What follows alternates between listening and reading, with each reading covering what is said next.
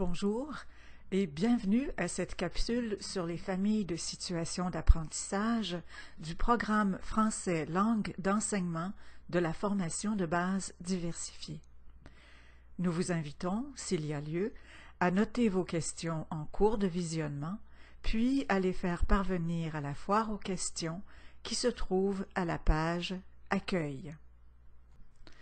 Vous avez vu, dans la deuxième capsule de ce bloc de formation, que la compétence est un savoir agir qui repose sur la mobilisation et l'utilisation efficace d'une variété de ressources et que, lors de l'exercice d'une compétence disciplinaire en français, l'adulte met en œuvre un processus langagier dans une situation d'apprentissage signifiante liée à un domaine général de formation. Cependant, une compétence n'est pas destinée à s'exercer dans une seule situation, mais dans diverses situations regroupées en familles de situations d'apprentissage. Rappelons d'abord que les familles de situations regroupent des situations d'apprentissage ayant des caractéristiques communes, un lien de parenté dans une discipline donnée. Dans le programme de français, elles se composent d'un ensemble de situations d'apprentissage qui ont en commun une intention de communication. Ces familles sont liées à l'information, à la pensée critique ou à la création.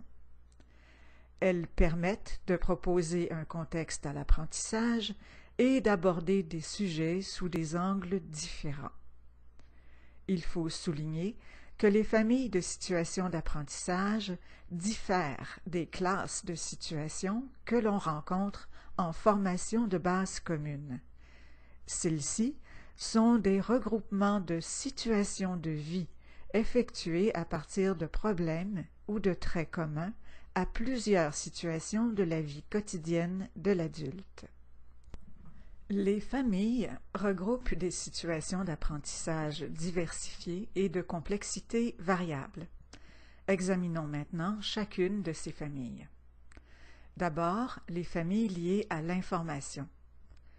En situation de lecture ou d'écoute, l'adulte s'informe en ayant recours à des textes courants. Ces textes présentent une grande variété en ce qui a trait au sujet abordé, à l'angle à partir duquel ils sont traités, au point de vue adopté, aux supports utilisés et aux médias exploités.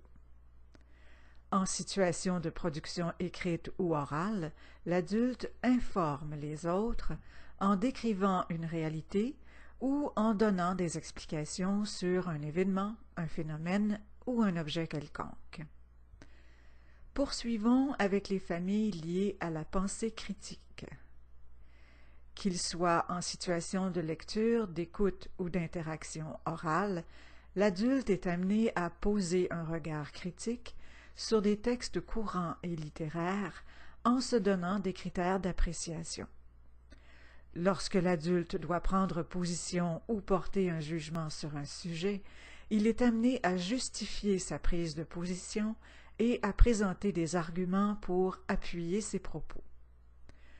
Pour confronter ses idées à celles d'autrui et les défendre, l'adulte est appelé à expérimenter différentes stratégies argumentatives.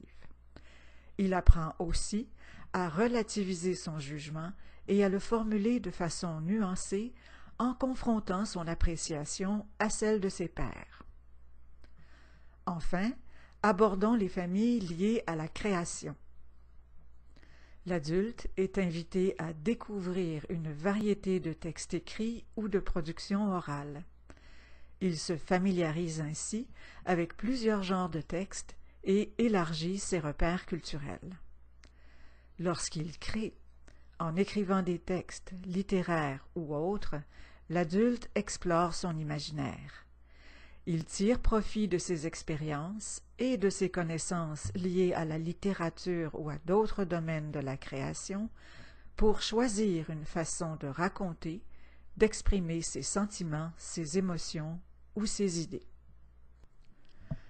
Puisque les familles de situations d'apprentissage sont associées à une intention de communication, elles ont une influence marquée sur les genres de textes retenus dans le programme d'études.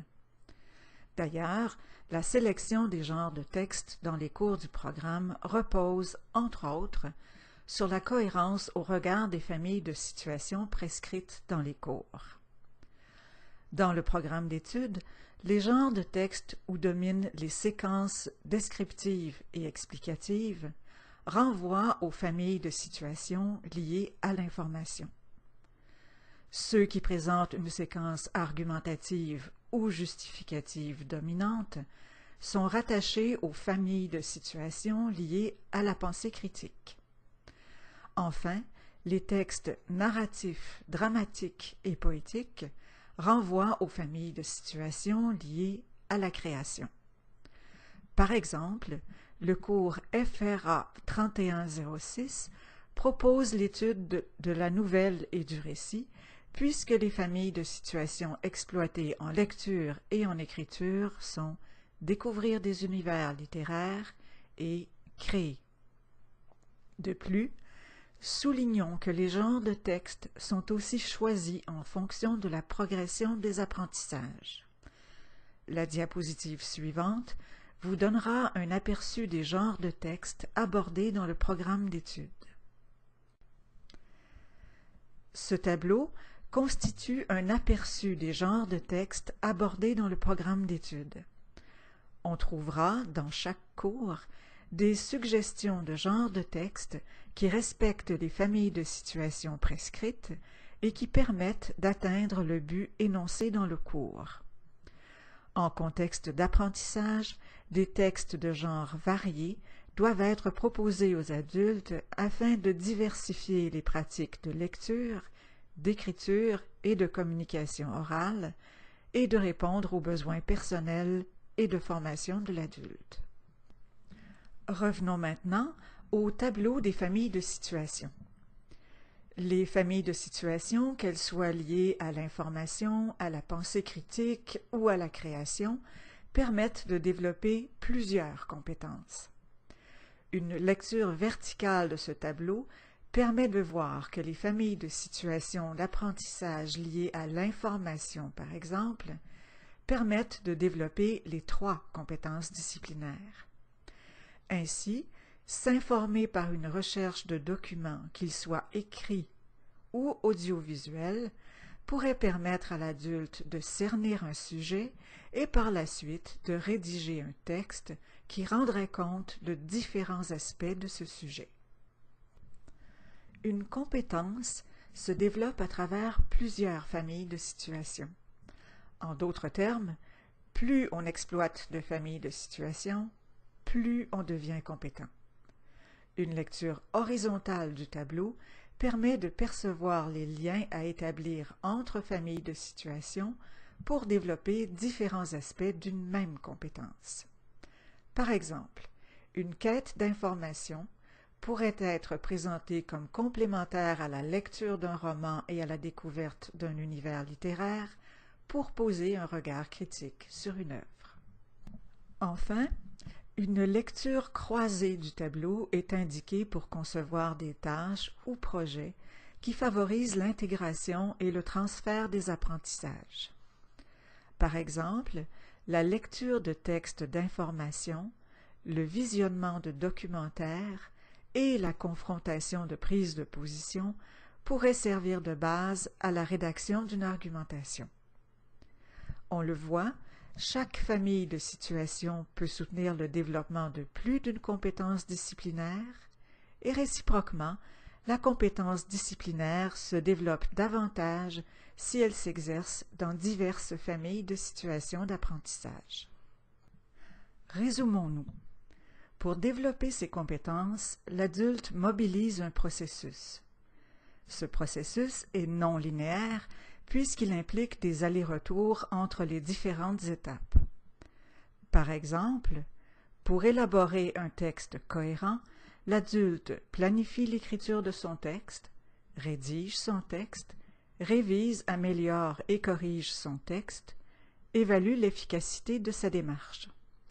Mais au cours de ce processus, l'adulte peut aller et venir d'une étape à l'autre. Ainsi, il peut penser à de nouveaux aspects au cours de l'écriture, changer l'organisation des idées, améliorer ses structures de phrases, etc. C'est un va-et-vient continu. La mise en œuvre de ce processus lui demande de recourir à diverses stratégies et à choisir celles qui lui sont les plus utiles dans une situation précise. Ces stratégies peuvent répondre à divers besoins et intentions liés à l'information, à la pensée critique ou à la création. Elles peuvent convenir à l'ensemble des familles de situations ou seulement à certaines d'entre elles. Qu'entend-on au juste par stratégie? Les stratégies regroupent les comportements, réflexions, actions et procédures qui décrivent la démarche de l'adulte pour traiter l'information en vue d'apprendre et d'accomplir les tâches qui lui sont demandées. 3 raisons justifient l'importance que l'on doit accorder aux stratégies d'apprentissage. D'abord, des études ont démontré que les élèves qui réussissent bien sont ceux qui utilisent des stratégies d'apprentissage efficaces pour accomplir les tâches qui leur sont proposées. Ensuite, les adultes doivent faire preuve de plus en plus d'autonomie dans leurs apprentissages. Pour ce faire, ils doivent connaître et utiliser à bon escient des stratégies d'apprentissage qui leur permettent de développer leurs compétences. Enfin, les stratégies d'apprentissage acquises par les adultes leur seront utiles pour apprendre tout au long de leur vie. L'annexe 2 du programme d'études présente, pour chacune des compétences disciplinaires, un tableau des stratégies en fonction des familles de situations d'apprentissage. Voyons, à l'aide d'un exemple, comment s'articule ce tableau. La colonne de gauche présente un élément du processus d'écriture, planifier l'écriture de son texte. Les familles de situations d'apprentissage sont précisées dans l'en-tête du tableau. Les colonnes indiquent la famille à laquelle se rattachent les stratégies mentionnées. Par exemple, la stratégie en sélectionnant les aspects ou les sous-aspects qui permettent d'assurer une représentation du sujet et la stratégie en trouvant aux besoins des exemples, des statistiques, des références se rattache à la famille informée en ayant recours à une variété de textes courants. Vous trouverez ainsi 2 exemples de stratégies dans la colonne de la famille Appuyer ses propos et 2 exemples de stratégies liées à la famille Créer. Dans la partie située dans le cadre rouge de ce tableau, l'absence de colonne indique que les stratégies s'appliquent à toutes les familles de situations. Si vous voulez en savoir davantage sur les familles de situations d'apprentissage et sur les genres de textes retenus, nous vous invitons à lire certaines sections du programme d'études. Elles vous apporteront un complément d'information et pourront éventuellement soutenir votre démarche d'enseignement. Vous pouvez également consulter la rubrique « Famille de situations d'apprentissage » dans chacun des cours pour savoir comment la ou les familles de situations d'apprentissage prescrites peuvent mener à l'atteinte du but du cours. Ceci termine le survol des familles de situations d'apprentissage du programme Français langue d'enseignement.